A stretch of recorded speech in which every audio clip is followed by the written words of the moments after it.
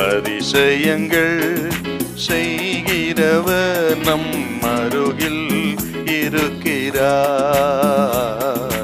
அற்புதங்கள் செய்கிறவர் என்றும் நமக்குள் வசிக்கிறார்.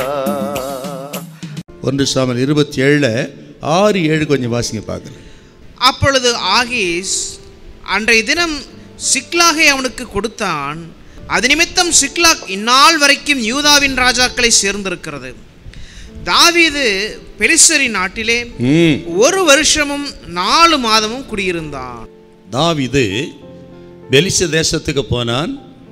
காத்தின் ராஜாவாகிய ஆகீஸை அவன் கேட்டுக்கொண்டதின்படி இந்த ஆகீஸ் ராஜா தாவீதுக்கும் அவனோடு இந்த ஆட்களுக்கும் சிக்லாக் என்கிற பகுதியை கொடுத்தார்.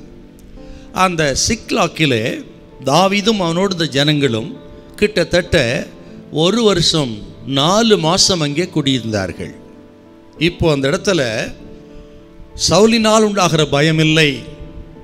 சவுல் துரத்துவதை நிறுத்திவிட்டார். பெலிஸ்த தேசத்துக்கு சவுல் வரப்போகிறதில்ல.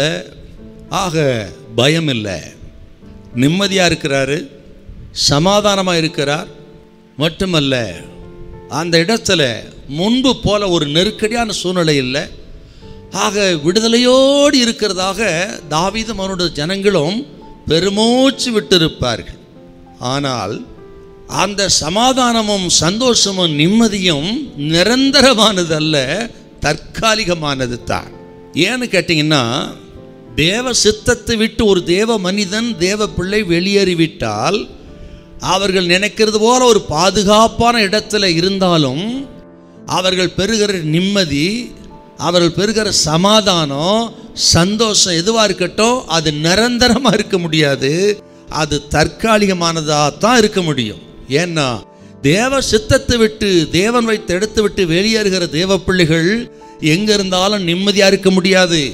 பணம் இருக்கலாம், வசதி வாய்ப்பு இருக்கலாம், நல்ல ஸ்தானங்கள் இருக்கலாம், ஆனால் நிம்மதியாக இருக்க முடியாது. நல்லா கவனிக்கணும் கர்த்தருடைய பிள்ளைகள். சில நேரத்தில் நாம் நினைக்கலாம், இது நியாயம்தானே, சவுலுக்கு தப்பி தன்னையும் தன்னோடு இருக்கிற 600 பேர் குடும்பங்களை எல்லாம் பாதுகாத்து கொள்வது என்பது நியாயம்தானே அப்படின்னு நினைக்கலாம். ஆக பாதுகாப்பு தேடி அங்கே போயிருப்பதில் என்ன தவறென்று கூட நினைக்கலாம் நீங்கள். ஆனால் தேவ பிள்ளைகளே, இது தேவனுடைய திட்டம் அல்ல. தாவீது ஆகீஸ் ராஜாவிடத்தில் சிக்லாக்கில் இருப்பதுங்கிறது தேவ திட்டம் அல்ல, தேவ சித்தம் அல்ல. இது தாவீதின் திட்டம், தாவீதின் சித்தம். ஆண்டவரிடத்தில் கேட்டு, ஆண்டவரே அங்கே போகலாமா என்று கேட்டு அங்கே போகல பாருங்க. அவர் சுய சித்தத்தின்படி சுய விருப்பத்தின் போய் இருந்த இடம் தான் இந்த சிக்லாக். ஆகவே தான் சொல்லுகிறேன், ஆக தேவ சித்தம் இல்லாம இடத்துல போய் எத்தனை பாதுகாப்பு இருக்கு நினைச்சாலும் சரி, அது நிரந்தரம் அல்ல. ஒரு நாள் அந்த இடத்திலேயும் புறப்பட வேண்டியது சூழ்நிலை வரும்.